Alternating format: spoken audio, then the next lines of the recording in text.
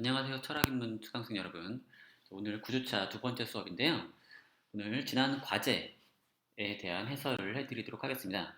해설할 과제가 두 가지가 있어요. 그래서 7주차 과제인 기계는 생각할 수 있는가와 8주차 과제인 데카르트 철학의 사회적 맥락 또는 지적 배경이라고 할 수 있는 그 부분에 대해서 해설을 해드릴게요. 자, 우선 전체적인 그 상황을 보니까 잘 해주셨고요. 대체로 평균 8.74점, 9점이 살짝 안 되네요. 중앙값은 9점이고요. 네, 아주 5점부터 이렇게 넓게 퍼져 있습니다. 네, 대체로 잘 하셨어요. 자, 그러면 한번 문제별로 한번 보도록 하죠. 자, 기본적인 문제로 문제풀이 능력, 환경에 적절하게 대응하는 능력과 직결된 마음의 요소는 뭐냐? 자, 지능이죠, 지능. 자, 우리가 제 수업에서 세 가지 요소를 구분했어요. 지능, 이거는 창의적인 문제 해결 능력을 얘기했고, 그다음 두 번째는 의도성, 이건 바로 이해 능력, 메시지의 뜻을 이해하는 거죠. 근데 메시지의 뜻을 이해한다는 건 대체로 그 메시지에 담긴 의도를 파악한다는 거죠, 기본적으로. 그런 의미에서 이제 그 의도성이 이제 우리가 메시지의 뜻을 이해한다. 그게 이제 의도성인 거죠. 그렇죠? 그러니까 메시지는 사실은 왜 이런 얘기를 하는 거냐면 메시지는 기본적으로 그냥 기호의 나열에 불과하거든요. 그렇죠? 기역, 니은, 디귿, A, B, C 그냥 기호에 불과해요. 기호. 또는 숫자로는 01, 01 이런 걸로도 다 나열될 수 있고요. 그런데 하필 그런 모양으로 이루어진 그런 기호들이 일정한 방식으로 나열되면 왜 하필 그게 특정한 의미를 가지는지 여기서 특히 그것이 어떻게 무언가를 가리키는지 그렇죠? 바로 그걸 얘기하는 거죠.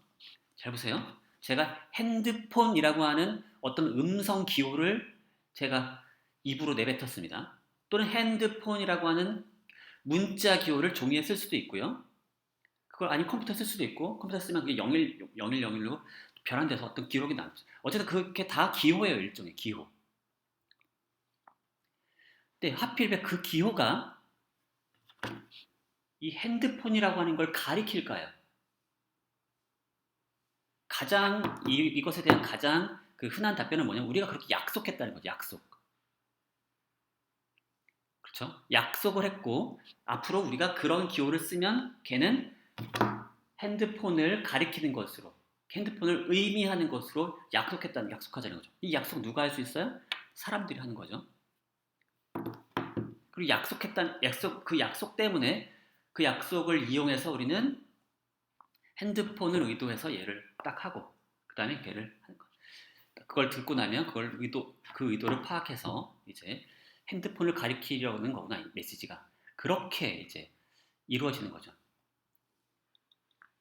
물론 컴퓨터도 그런 약속을 합니다.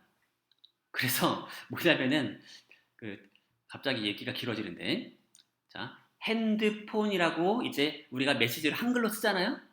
한글 기호를 입력하면 컴퓨터는 걔는 010101 어쩌고 저쩌고 하는 그런 또 다른 이진수 기호의 나열로 변환합니다. 그것도 일종의 나열이에요. 그것도 일종의 약속이죠. 그래서 그 코드 변환표라고 하는 약속이 있습니다.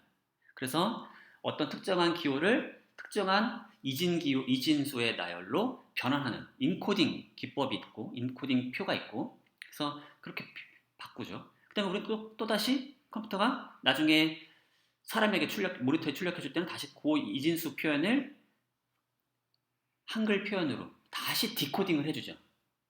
그것도 일종의 약속이죠. 하지만 문제는 뭐예요? 기호에서 기호로만 움직일 뿐이지 그 기호에서 세상 바깥으로 나갈 수가 없어요. 자, 우리는 어때요? 핸드폰이란 기호를 가지고서 그 기호 바깥에 있는 세상으로 나가죠.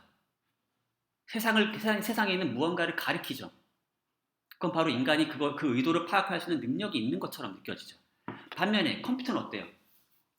단지 이진수의 어떤 모종의 기호를 핸드폰이라는 다른 기호로만 바꿀 수 있어요.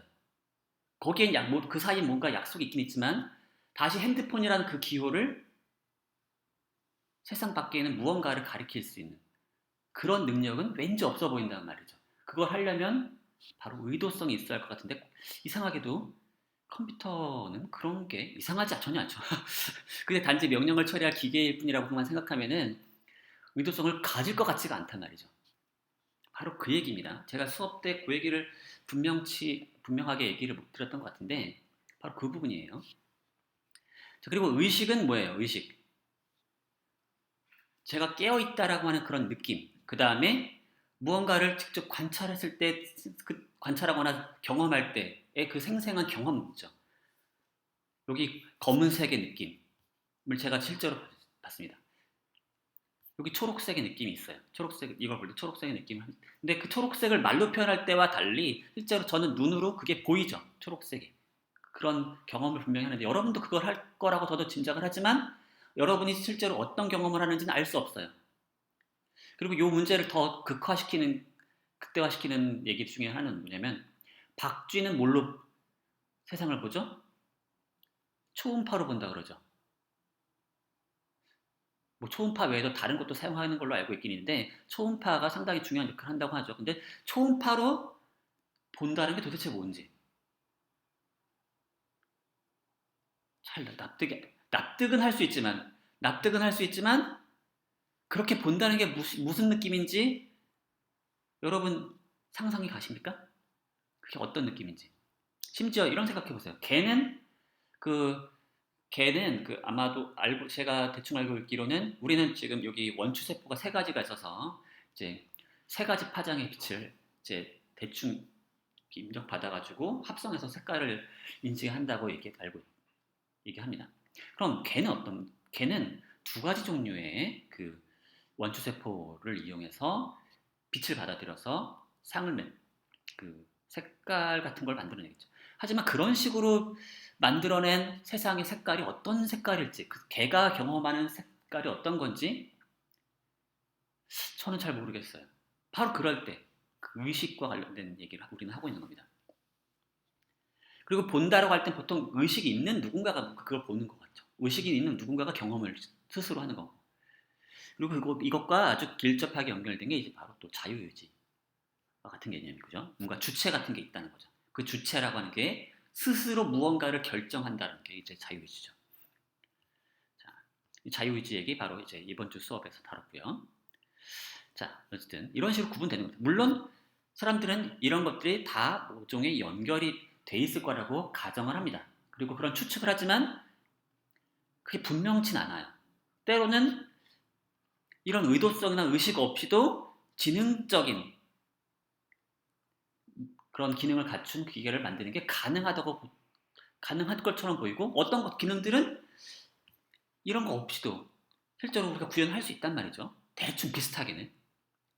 완벽하진 않더라도 대충은 그 기능을 수행하게 만들 수 있는 것처럼 보이기 때문에 그걸 연장하면 자꾸만 어떤 생각이 드냐면 의식이나 의도성 없이도 기능은 완벽하게 구현되는 그런 장치를 만들 수 있다라는 그쪽으로 자꾸만 발전하는 겁니다. 자, 그래서 오늘 이 얘기를 하면서 지난번에 수업할 때 제대로 못 다뤘던 그런 얘기를 좀 더 분명하게 해드린 것 같네요. 자, 그 다음에 마음에 대한 튜링의 견해는 바로 기능적으로 인간과 구별되지 않는 기계라도 마음은 가질 수 있다. 마음은 가질 수 없다. 이게 이제 잘못된 거죠. 가질 수 있다는 거죠. 그때 도대체 마음이 그게 뭔지는 정확히 모르겠지만 그 튜링은 마음을 정의하지 않아요.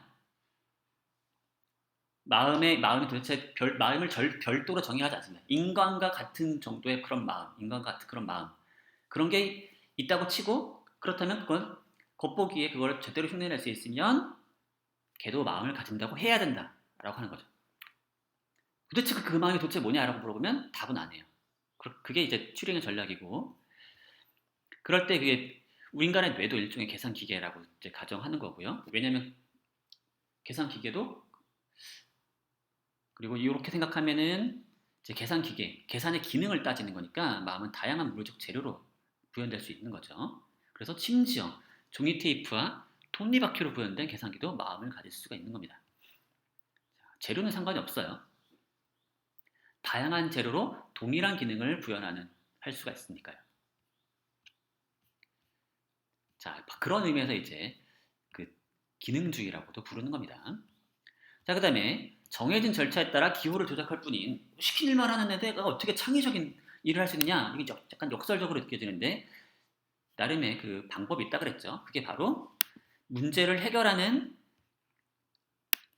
문제 해결 알고리즘을 직접 우리가 프로그램 짜서 주는 게 아니라 그것을 학습할 수 있는 상위 알고리즘을 제공한다는 거였죠. 그리고 그것의 대표적인 사례 두 가지 제가 예를 들었죠. 인공신경망과 또 뭐였죠? 그 진화 알고리즘 또는 유전 알고리즘이라 불리는 거. 이제 두 가지를 얘기 드렸고 사실은 계속 피드백을 이용해서 자꾸만 갱신해 나가는 그런 방식입니다. 자, 그렇게 보이고 대부분 다 비슷하게 했고요. 사실은 아주 구체적으로 들어가면 다 매우 다양한 그런 방법들이 사용되고 있습니다. 자, 그 다음에 중국어방 사고 실험을 이용한 존설의 논변을 존설이 의도한 방식으로 이해한 것은 이거 정답률이 엄청 낮습니다. 58.8%밖에 정답을 못 맞추셨어요. 자, 존설의 의도는 뭐냐면 컴퓨터가 이해를 할 수 없다는 겁니다. 컴퓨터는 의도성을 가질 수 없다는 거예요. 그게 의도예요.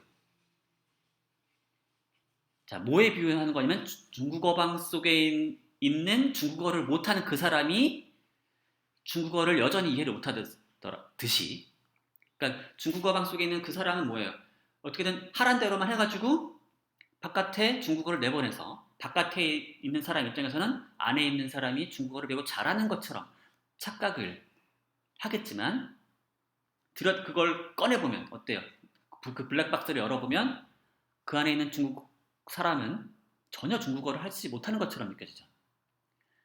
이걸 컴퓨터에 비유하면 되는 거죠. 그래서 컴퓨터도 명령에 따라 기호를 조작할 뿐이니까 걔도 이해를 가질 수 없다는 거죠.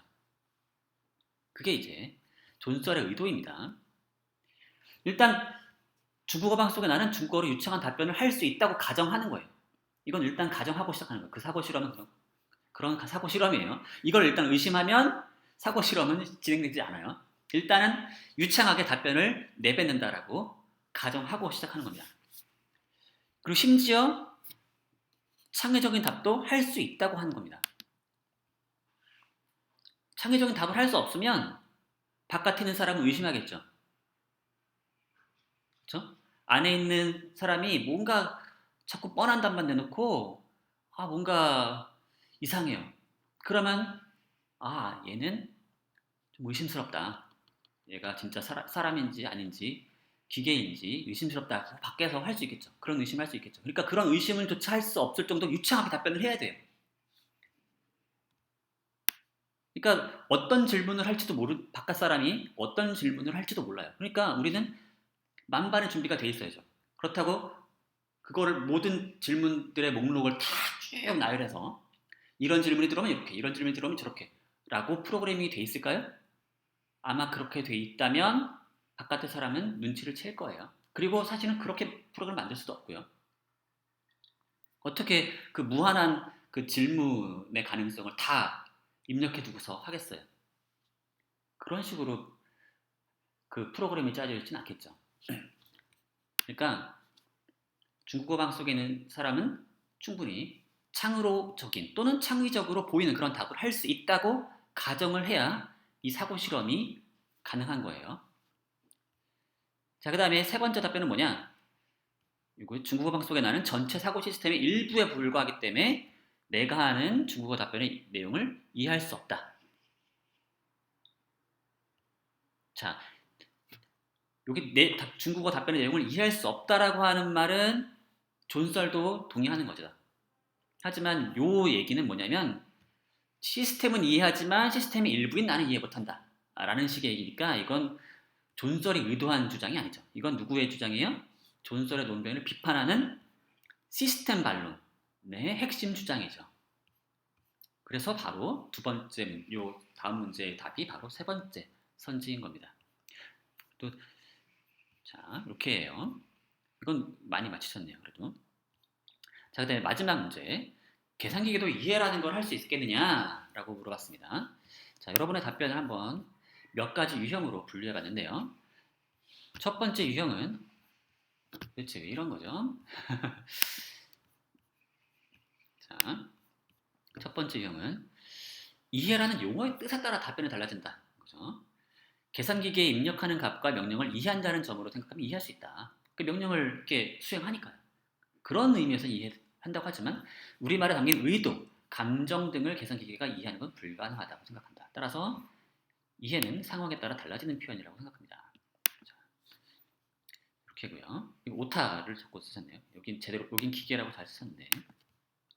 일단 그러니까 근데 그러면 우리 뭐에 주목해야 되냐면 근데 존 썰의 그 주장 그리고 우리가 지금 주되게 논쟁되는 부분은 뭐냐면 이 앞부분은 아니에요. 계산기기가 분명히 입력하는 명령에 대해서 알아듣고 명령을 수행하죠. 그 부분에 대해서는 사실 논란거리가 되지 않아요. 학대에 따라서 사실 우리가 보통 이 기계가 이해를 할 수 있느냐 없느냐라고 하는 그 문제는 사실은 두 번째 개념이죠. 바로 이 문제예요. 이 문제에 주목을 해야 합니다. 그래서 따라서 사실은 어떤 분들은 이렇게 명령을 알아듣고 수행할 수 있다는 의미에서 이해할 수 있다라고 주장을 몇몇 분들이 하셨더라고요. 하지만 그런 식의 답변은 좋은 답이 될 수가 없어요. 왜냐? 보세요. 기계어를 알아들을 수 있다. 그래서 명령을 입력하면 답을 도출하지 않느냐? 라고 하는 거죠. 자, 사실 이분이 사실 약간 어색하긴 한데 2 플러스 1을 입력하면 입력된 언어를 인식하고 사라는 답을 도출하죠. 이것도 다 사실 계산 기법을 다 알려준 겁니다. 장치에. 이걸 뭐 이해할 수도 있고 대답할 수도 없다. 그렇게 나는 계산기계가 이해할 수는 있으나 범위 안의 언어만 한정된다.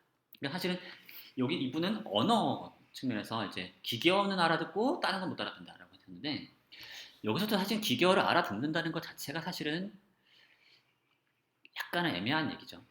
기계어 내에서 기호 조작을 하는 것 말고 우리가 보통 이해할 수 있느냐 문제는 그 기계어가 도대체 세상 밖에 무엇을 의미하는지 바깥 세상에서 무엇을 의미하는지 가르칠 수 있는지 그런 걸 이해할 수 있는지 그 의도를 알아차릴 수 있는지 그걸 이제 물어보는 거기 때문에 사실은 지금 논점에서 벗어나는 거라고 볼 수 있어요.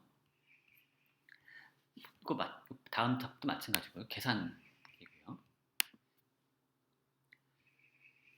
자, 명령을 알아서 수행한다는 거죠. 자, 근데 존설의 논변을 염두에 둔다면 이런 건 지금 논의에서 벗어났다는 거고요. 존설 아마 이렇게 이 얘기 들으면 납득이 안 될 거예요. 내 얘기가 그 얘기가 아닌데 이 답을 해서 뭐가 되겠냐라고 하겠죠. 특히 일을 처리하는 것과 이해를 하는 것은 좀 구분해서 생각을 해야 한다는 겁니다.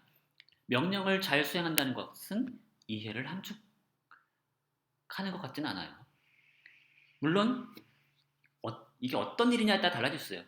어떤 일은 이해를 해야만 할 수 있을 것 같은 일이 있을 수도 있어요. 근데 그거는 별도의 논변이 필요한 겁니다. 자, 그 다음에 세 번째 유형인데 이건 뭐냐? 존설의 답변을 비슷하게 하신 건데요. 그저 절차에 따라 명령을 수행한 것이기 때문에 이해를 못한다 라고 답을 하실 거고요.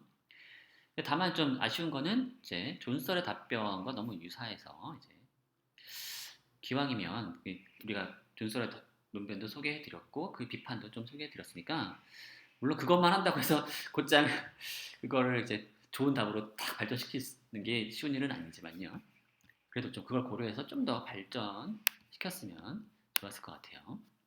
그러니까 반론을 예상해서 하는 거죠. 그 다음에 유형 4는 이런 겁니다. 특정한 조건을 갖추면 이해를 할 수 없다. 그래서 지금은 못하지만 어떤 조건을 갖추면 이해를 할 수 있다는 거죠. 그래서 여기서 이분들은 이제 주로 이 세 개의 답변을 봤는데 다들 환경과의 상호작용을 아주 중요하게 생각을 한 것 같아요. 자, 저도 그런 얘기 했었죠. 사실 이게 되게 그 어떤 주장과 관련돼 있냐면 그 embodied cognition이라고 하는 체화된 인지, 그래서 몸이 필요하고 환경과의 상호작용이 그 이해의 필수 조건이다라고 하는 거 그런 주장과 직결되어 있고요. 실제로 이분은 그거를 좀 더 상수를 했어요. 아주 잘 이해를 하신 것 같은데, 특정한 행위들이 생명체의 생존과 직결되어 있거나 나아가 사회적인 소통까지 하는 등의 행위들은 의도성이 있다고 할 수 있다. 그렇기 때문에 저는 현재로는 계산기계는 의도성을 가질 수 없지만 기술이 발전한다면 가능할 거라 생각한다. 그래서 어떻게 되냐? 계산기계가 하는 행동들은 자신의 행동에 유리한 행동을 하고 있지 않기 때문에 의도성을 가진다고 할 수 없죠. 네, 만약 계산기계가 자신의 생명에 유리한 행동을 하고 사회적 소통을 하며 어떤 반응에 대한 적절한 대응을 하고 재생산 같은 행위를 할 수 있는 진화적인 행위를 하게 되면 계산기계도 의도성을 가질 수 있을 것 같다라고 하는 거죠. 자, 좋은 답변입니다. 그 다음에 나머지도 비슷하고요. 생명체에 유리할 때 어떤 행동, 지침의 의미를 가지게 되고. 그러니까 우리가 사실 생각해 보세요. 어린아이도 어떤 것이 의미를 가지는 것. 처음 배우는 거 생각해 보시면 잘 생각해 보세요. 얘가 뭔가 먹으려고 그래요. 먹으면 안 되는 거예요. 그럼 우리가 그때 어떻게 하죠? 지지야, 먹지 마! 이러죠. 그래서 그걸 뺐죠. 자, 그런 행동들. 또는 지지라고 하는 거를 어떤 먹었는데 맛이 없었거나 아니면 먹을 수 없었거나 삼킬 수 없었어요. 그런 행동들이 반복이 되면 얘가 성장하는 과정에서 그 지지라고 하는 말의 의미를 깨닫게 되죠. 아, 얘는 먹을 수 없는 거구나 라고 하는 그런 의미를 깨닫게 되죠. 결국 지지라고 하는 그 기호와 먹을 수 없는 것이라고 하는 어떤 그런 세상의 대상의 분류 또는 본인에게 생존에 매우 중요한 어떤 그 특징들인 거죠. 그런 특징, 세상의 대상이 가진 어떤 특징과 지지라고 하는 그 말, 음성 언어, 음성 기호 두 가지가 딱 매칭이 되는 거죠. 자, 그런 식인 거예요. 물론 이제 그걸 반복하면서 이제 깨닫게 되는 거죠. 이거를 근데 진화의 연속선상에서 볼 수도 있어요. 그래서 어떤 생명체가 자신에게 유리한 천적이 있어요. 자신에게 뭐 먹이가 있다고 해봅시다. 얘를 먹으면 좋아요. 처음에는 몰랐었어요. 근데 걔를 따라가는 행동을 우연히 하게 됐습니다. 유전자가 우연히 돌연변이에서 생겨가지고 우연히 하게 된 애와 그러지 못한 애가 있었어요. 우연히 하게 되는 애가 있으면 그걸 그 어떤 먹이가 가지고 있는 어떤 그 기호가 있겠죠. 그걸 따라가는 게 자신에게 유리한 거죠. 그래서 그 메시지가 있는 거예요. 메시지. 물론 그 화면상에 눈에 보이는 어떤 현상이겠지만 그거를 기호화해서 그걸 이해하는 거죠. 그리고 그것이 나의 먹이다라고 하는 것으로 가는 거죠. 그리고 이제 사회적인 의사소통까지도 그런 것을 할 수 있게 된 개체들과 아닌 개체들 사이에 차별이 생기고 좀 얘기하다 보니까 좀 살짝 꼬이는데 자, 아무튼 그런 그걸 좀 상상하시면 이런 그 체화된 인지론자들의 주장을 좀 이해하실 수 있을 겁니다. 그래서 생존이라는 게 되게 중요하고 나에게 생존에 유리하느냐 유리하지 못하느냐 이런 것들이 이제 중요합니다. 사실. 그래서 자체적으로 계산기계의 생존이 가능하도록 그리고 스스로 어떤 행동을 하느냐 안 하느냐에 따라서 그것이 생존에 이제 직결됐을 때 그런 행동 하나하나의 메시지와 의미 전달을 통해 이해가 가능할 것이다. 자, 그 다음에 이것도 이제 환경 상호 적용을 강조하셨고요. 자, 그 다음에 유형 5번은 이겁니다. 언젠가는 이해할 수 있다. 그래서 지금 이해할 수 없는데 엄청난 기술력으로 만들어져 인간과 비슷한 수준의 기능을 할 수 있는 계산기계만 이해할 수 있다. 하는데 제가 봤을 때는 그렇게 좋은 답은 아닌 것 같아요. 이 답은. 왜냐하면 여기서 언젠가는 엄청난 기술력으로 이게 도대체 정확히 무슨 뜻인지 그게 이제 잘 모르겠고 결국 기술력으로 결국 그와 비슷한 수준의 이해 능력을 가진 인간과 비슷한 수준의 기능을 수행하면 이해할 수 있다라고 하고 있는데 특별히 이제 어떤 기능을 좀 제대로 따라할 수 있으면 이해를 할 수 있는 건지 그걸 좀 분명히 해주면 좋을 것 같아요. 또는 어떤 기술력이 필요한지 아니면 이런 뭐라도 뭔가 기준점이 좀 필요한데 너무 모호한 것 같아요. 지금 인간이 하는 여러 가지 기능들 중에 일부는 계산기기가 잘 따라하죠. 근데도 많은 사람들은 그걸 잘 따라했다고 이해한다고는 생각 잘 안 해요. 그러니까 단지 그 여러 가지 기능이 있다면 그 중에 지금까지 따라한 기능 말고 뭔가 다른 기능을 따라해야만 되는 거 아니냐 그렇게 생각할 수도 있는 거거든요. 그런 걸 좀 고민을 하시면 더 좋은 답이 될 수 있는 것 같고요. 기타로는 이런 답을 한번 보죠. 좀 이분께는 좀 죄송하지만 자 보세요. 계산기계도 이해할 수 있다. 그 이유는 우리는 태어나자마자 한국어를 바로 알지 못한다. 그러나 계속되는 반복과 교육을 통해서 한국어를 알게 되며 누군가 한국어로 말할 때 무슨 말인지 이해를 할 수 있게 된다. 이처럼 처음부터 이해를 할 수 있는 것은 없다. 그러니까 인간도 처음부터 이해를 할 수 없었고 성장 과정에서 학습을 통해서 점점 나중에 이해를 하게 된다는 거죠. 그렇다면 기계도 같은 방식으로 지금은 못하지만 또는 처음에 못하지만 나중엔 어떤 모종의 과정을 거치면 할 수 있을 것이다. 라고 해야 좀 뒷부분이 좋을 것 같은데 마지막 이 문장이 이상합니다. 즉 기계 또한 정보를 입력하고 그에 상하는 답을 도출해내는 것을 이해라고 봐도 된다. 좀 이상하죠. 그래서 앞부분의 내용이랑 마지막 결론이랑 잘 연결이 안 돼요. 그 철학적인 답에서 특히 이제 철학에서 제가 계속 요구하는 게 뭐죠? 논증이죠, 논증. 주장을 하고 그걸 뒷받침하는 이유를 대는 거죠.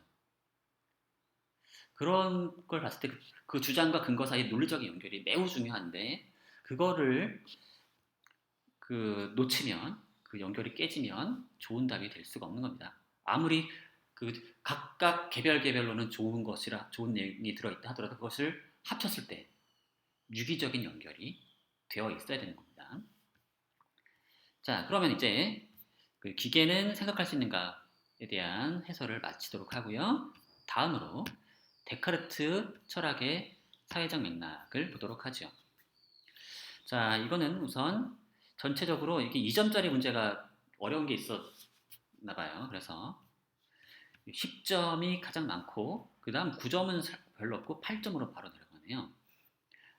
자, 근데 그래도 10점이 아까보다 더 많고 아주 이렇게 아마 장난으로 답을 쓰신 분도 좀 있는 것 같아요.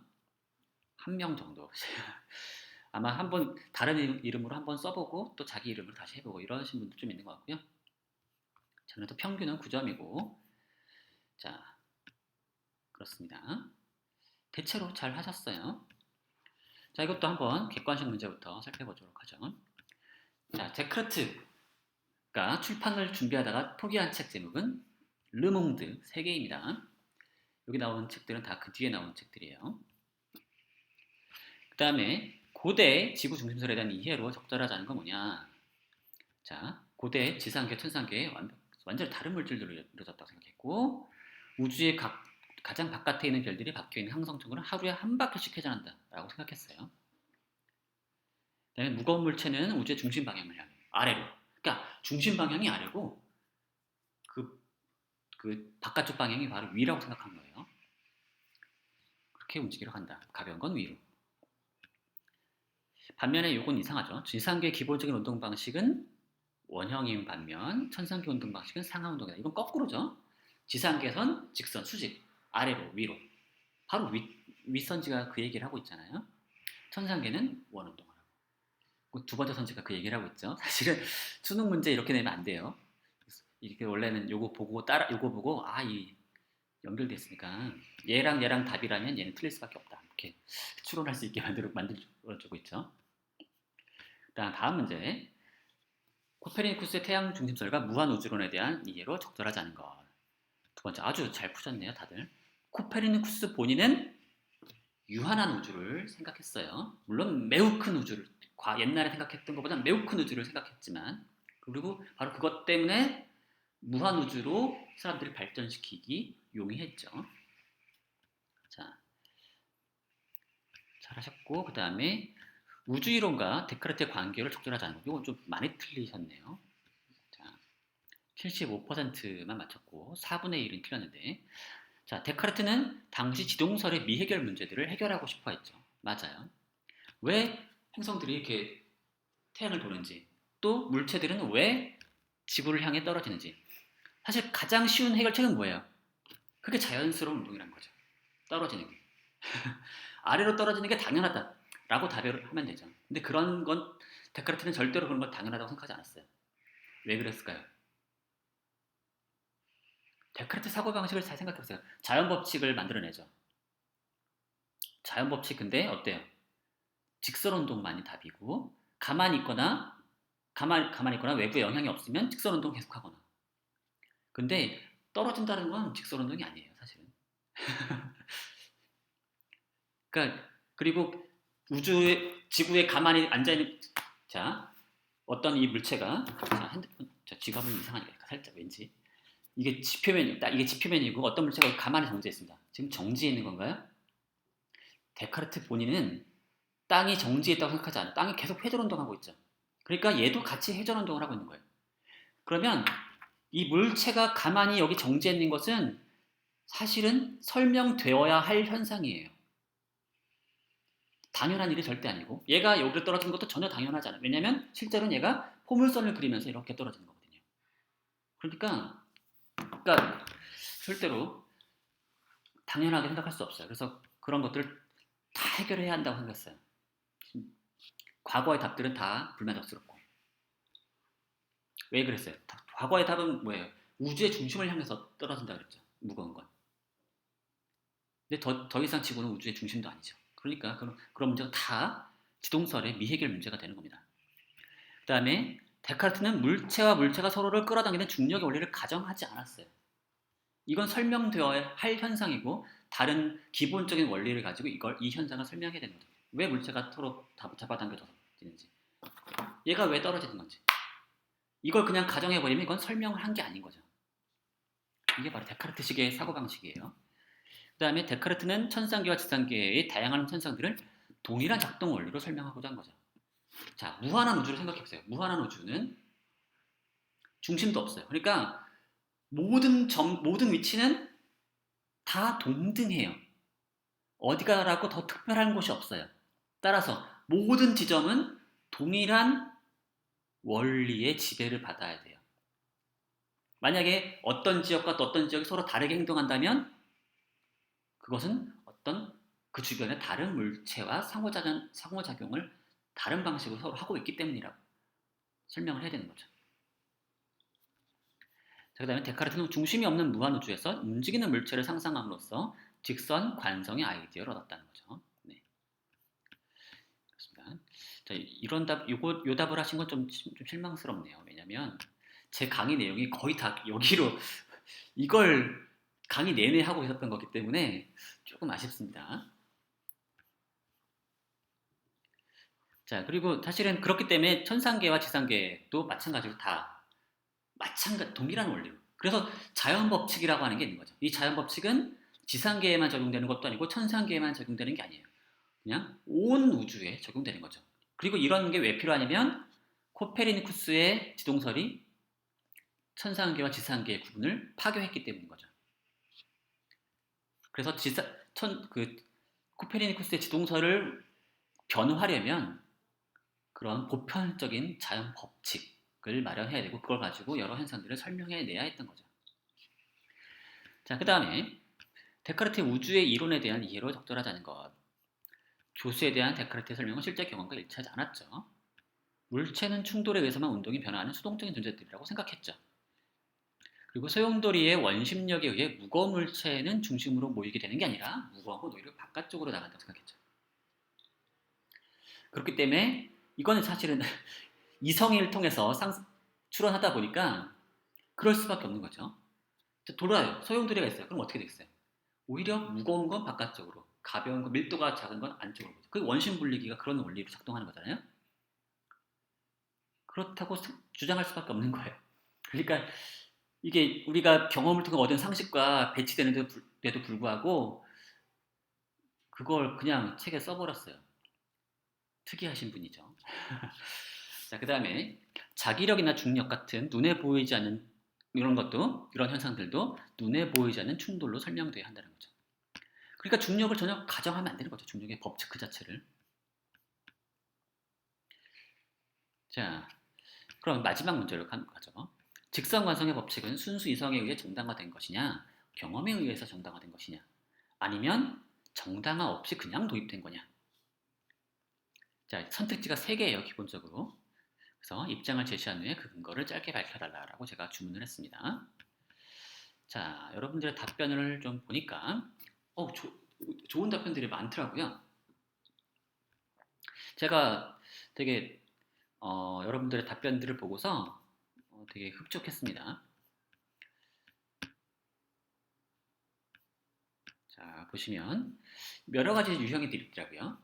첫 번째는 정당화 없이 도입된 거다라고 주장을 하셨어요. 왜 그러냐? 제가 근데 한참 설명했죠. 이 법칙이 그 무한 우주론으로부터 많은 영향을 받았다 그랬죠. 무한 우주 속에서 어떤 물체가 움직인다면 어떤 식으로 움직일 수 있을지 상상하면서 만들었다 그랬죠. 그리고 지동설부터 영향을 받았다 그랬죠. 그런데 그렇다고 해서 그게 정당하냐? 라는 거죠.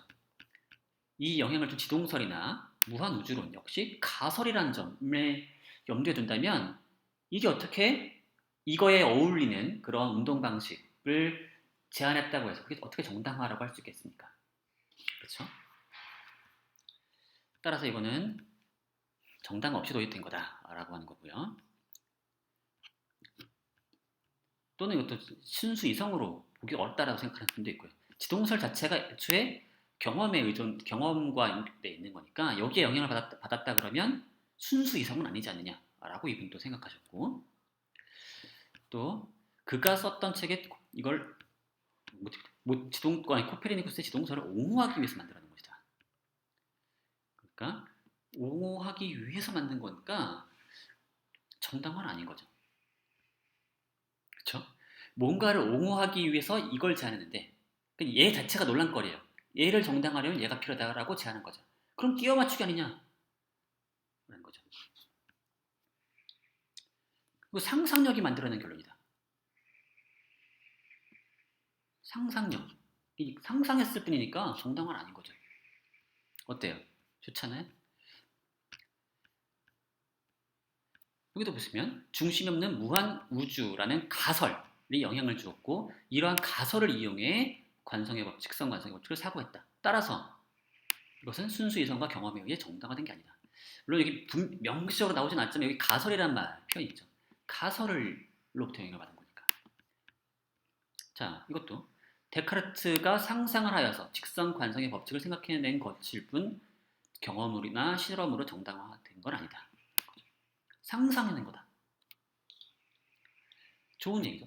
좋은 논변이에요. 상상해낸 건데 그게 어떻게 정당하냐는 거죠.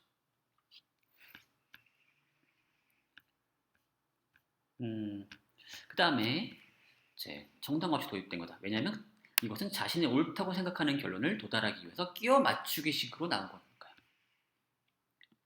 좋은 답변들이에요. 자, 근데 조심할 건 있어요. 그렇다면 데카르트가 자신의 법칙을 도출하는 과정을 실제로 책에 썼죠. 나는 생각한다. 나는 고로 존재한다.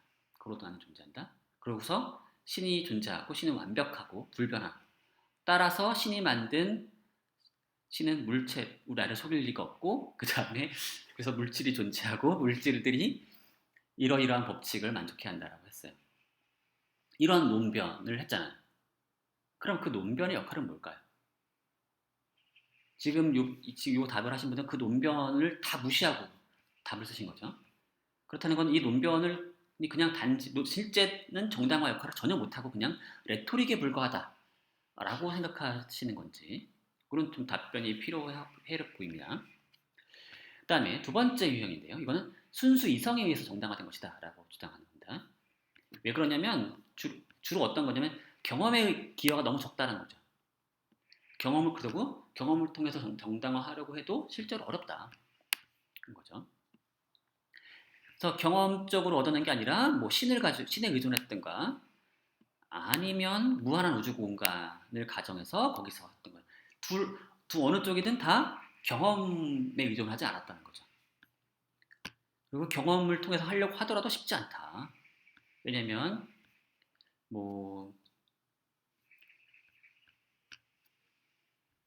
예를 들면 자연 법칙과 경험적 사실에 맺는 관계가 너무 복잡하니까 특정한 현상을 보고서 얘가 물체가 직선 관성 운동을 한다라고 바로 나올 수도 없죠. 그러니까 그래서 이런 이성에만 호소하는 정당한 논변을 개발했다라고 하셨고, 그 다음에 역시 요 태양 중심설 이용해서 했다라고 하는 점. 그리고 직선 관성은 가시적인 것이 아니므로 경험에 의해 정당화되기 어렵다. 그리고 주장에 대한 근거를 전혀 제시하지 않은 것은 아니므로 정당화 없이 도입된 것도 아니다. 기존의 이론 등을 토대로 자신의 주장을 펼쳤기 때문에 이것은 순수 이성에 의해 정당화된 것이라고 할 수 있다. 근데 기존의 이론이 만약 경험적인 요소가 있다면 코페르니쿠스의 우주 이론은 경험적 요소가 그래도 좀 있잖아요.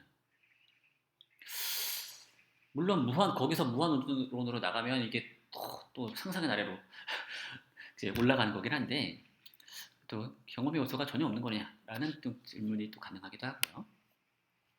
또한 데카르트 직선 관성의 법칙은 경험의 의소가 아니라 순수 이성과 상상력을 통해 정당화됐다. 그 이유는 그의 자연 법칙은 경험적인 사실을 도외시한 상태에서 발견되어 따라서 실험과 관찰 같은 경험을 통해 정당화되기 매우 어렵기 때문이다. 제가 좀 강조했듯이 물체에 그냥 밀면 어때요? 계속 갑니까? 아니죠. 가다가 멈추죠. 그러니까 사실은 수많은 사례를 관찰한다 한들 직선 관성의 법칙은 전혀 관찰되지 않죠. 그런 걸 이제 얘기하신 거죠. 자, 근데 좀 조심할 점이 있어요. 뭐냐면 여기서 상상력 얘기가 많이 나오는데 무한우주라고 하는 걸 상상을 해가지고 그것으로부터 무한우주 속에서 어떻게 그것이 가능할까라고 해서 만들어진 건데 도대체 상상력이라고 하는 게 어떻게 정당화를 해줄 수 있는지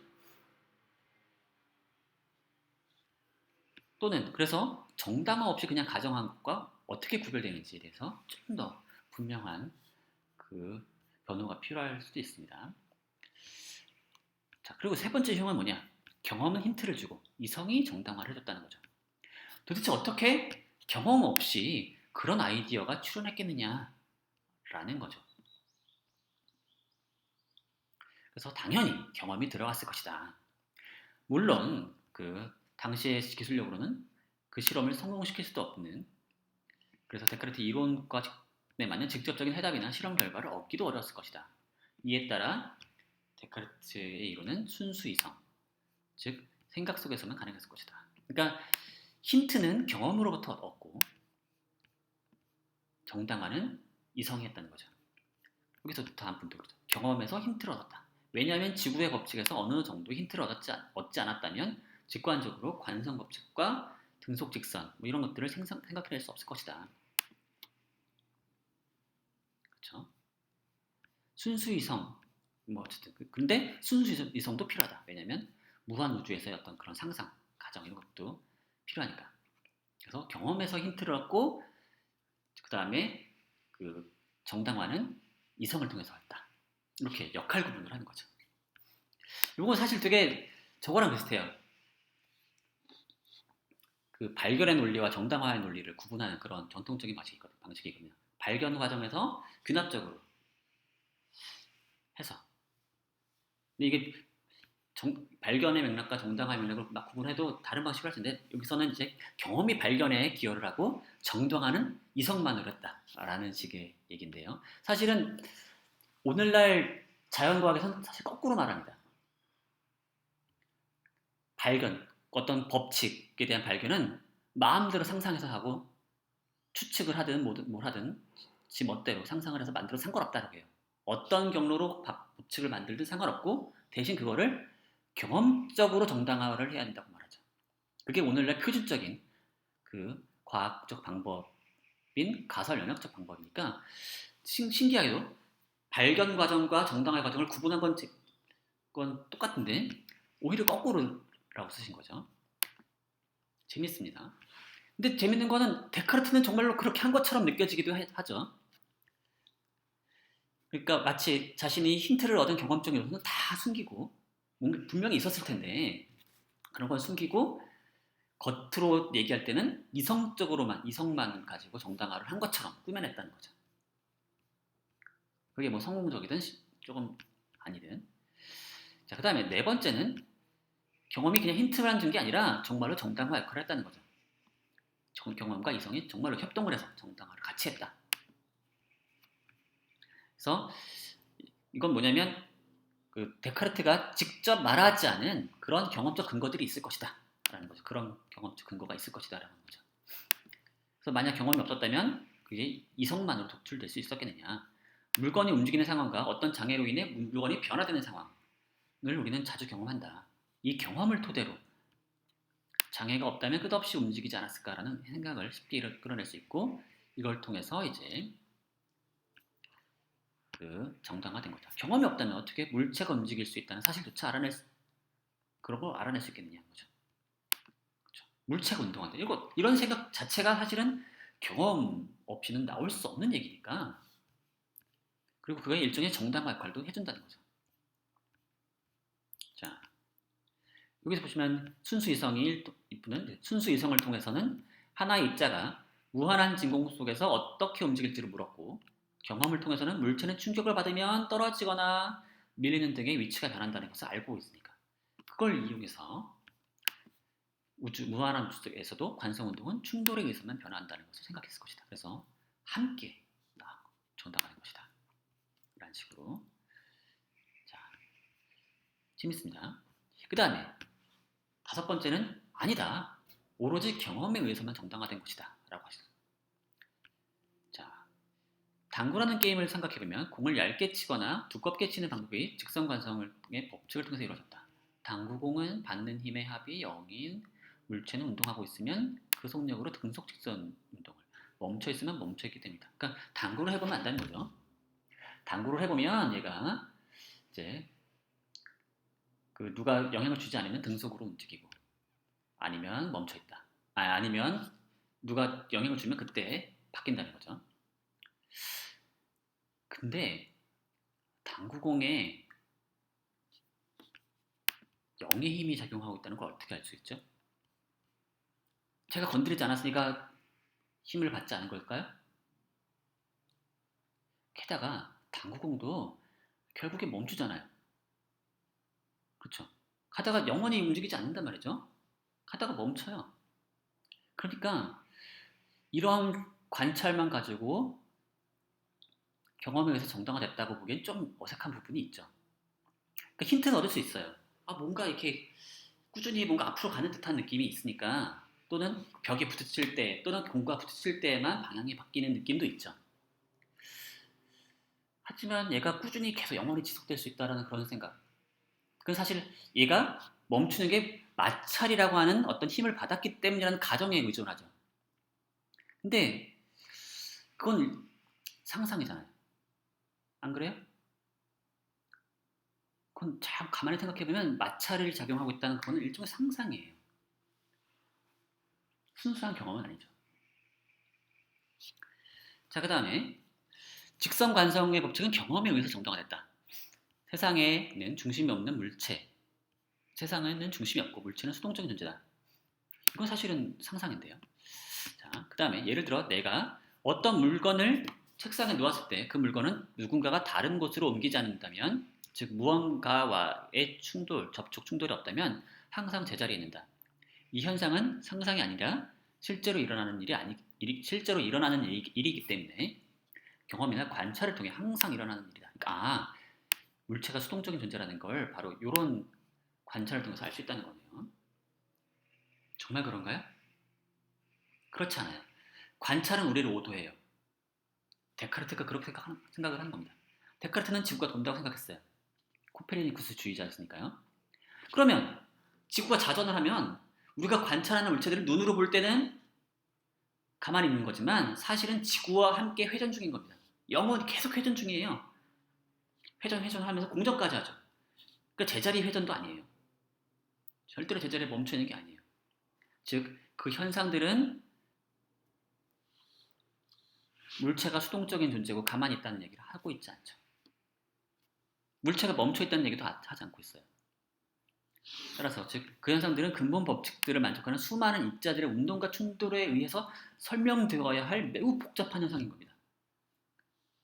책상 위에 물건이 놓여 있어서 가만히 있는 그 현상 자체가 데카르트의 입장에서는 엄청나게 복잡한 현상이에요. 왜냐하면 기본 순수한 가정은 뭐예요? 아무런 영향도 없으면 얘는 가만히 있거나 직선 운동을 해야 되는데 사실 그런 상태가 아니잖아요.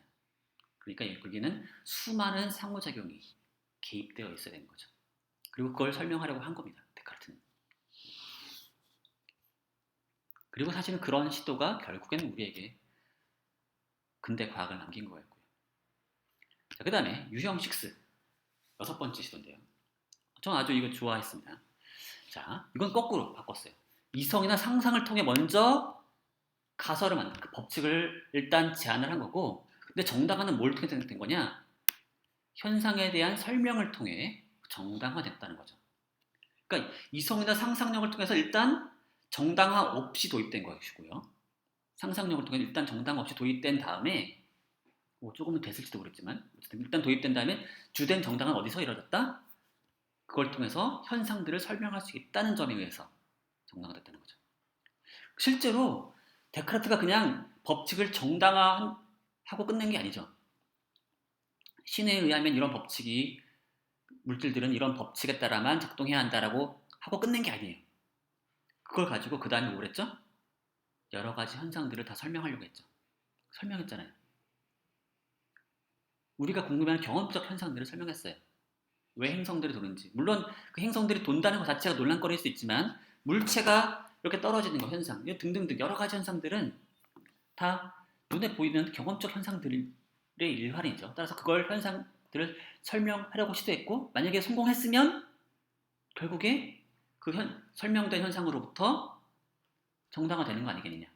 그게 일종의 증거가 되는 거죠.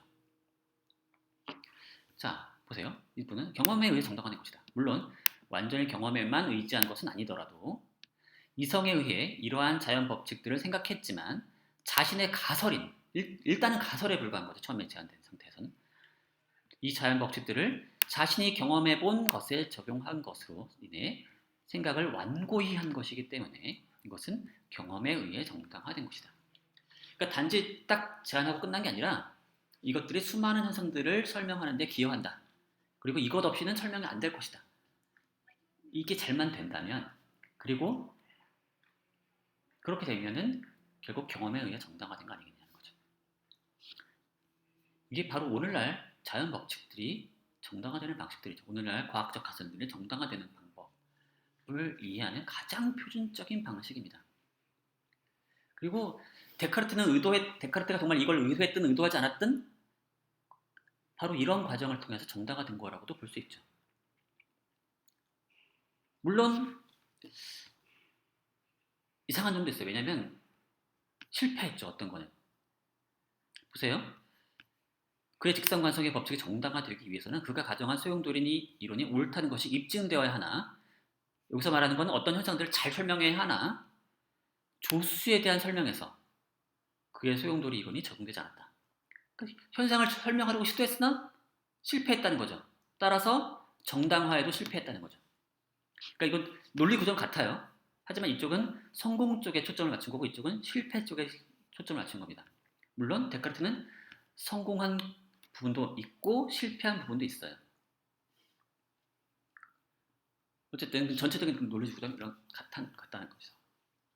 그리고 오늘날 생각해보면은 데카르트는 그렇게 엄청난 성공을 거두지 못했지만 현상을 설명하는 데 있어서 오늘날 여전히 직선 관성의 법칙을 이용해서 결국에는 수많은 현상들을 설명하는 거죠. 물론 그 법칙 하나만 가지고 설명 못하죠. 그 법칙과 여러 가지 법칙들을 좀 더해서 특히 이제 뉴턴의 경우에는 이제 직선 관성의 법칙 더하기 이제 F는 ma 뭐 이런 법칙과 뭐 작용 반작용의 법칙 또는 거기에 또 중력의 법칙 이걸 좀 더 결합하고 나서 보니까 그러면 이제 진짜로 엄청나게 많은 현상들이 설명이 되는 거죠. 그리고 엄청나게 정밀하게 설명이 되는 거죠. 바로 그러면 여러 현상들을 설명하고 예측하는 데 있어서 직선 관성의 법칙은 일종의 필수적인 요소가 되죠.